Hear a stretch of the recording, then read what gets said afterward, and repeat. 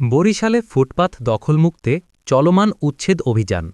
বরিশাল নগরীতে পথচারীদের স্বস্তি ফিরিয়ে আনতে ফুটপাত দখলমুক্ত করার লক্ষ্যে অবৈধ স্থাপনা ও দোকান উচ্ছেদে অভিযান চালাচ্ছে সিটি কর্পোরেশন। জনদুর্ভোগ কমাতে এই উদ্যোগকে গুরুত্বপূর্ণ পদক্ষেপ হিসেবে দেখছেন সংশ্লিষ্টরা। এটা অবশ্যই আমাদের জন্য ভালো এবং সাধারণ জনগণের জন্য ভালো। এই অবৈধ স্থাপনা আমরা চাই যে এটা অনেক আগ থেকেই দূর করা উচিত ছিল।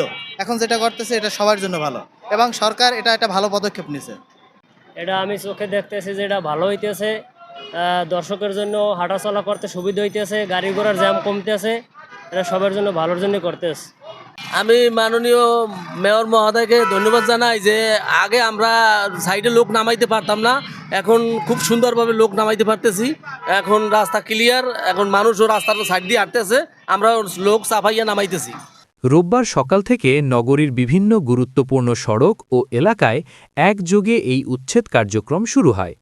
অভিযানে ফুটপাত দখল করে গড়ে ওঠা অস্থায়ী দোকান, অবৈধ স্থাপনা এবং চলাচলে প্রতিবন্ধকতা সৃষ্টি করা বিভিন্ন সামগ্রী অপসারণ করা হয়। তবে উচ্ছেদ অভিযানে ক্ষুদ্র ব্যবসায়ীদের মধ্যে দেখা দিয়েছে চরম উদ্বেগ ও হতাশা।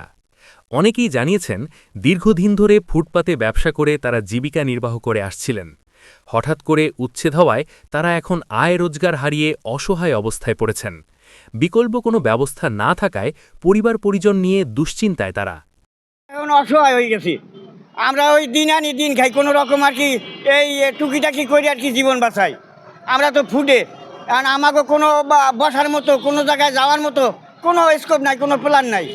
এই সাধারণ কিছু কইরা আমরা আর কি এই জীবনযাপন করি, এই আমাকে কথা। এখন আমাকে যে উচ্ছেদ করবেন বা আমাদেরকে যে উঠাইয়া দিবেন, স্যার আমরা যাবো কোথায়? আমাদের বাচ্চা কাচ্চা নিয়ে, আমাদের ছেলে মেয়ে নিয়ে আমরা তো বিপদে পড়ে যাইতেছি। এখন একটু দোকানদারি করিয়া টরিয়া আমরা খাইছি, আমরা নিরুপায়, আমরা কি করিয়া খামু?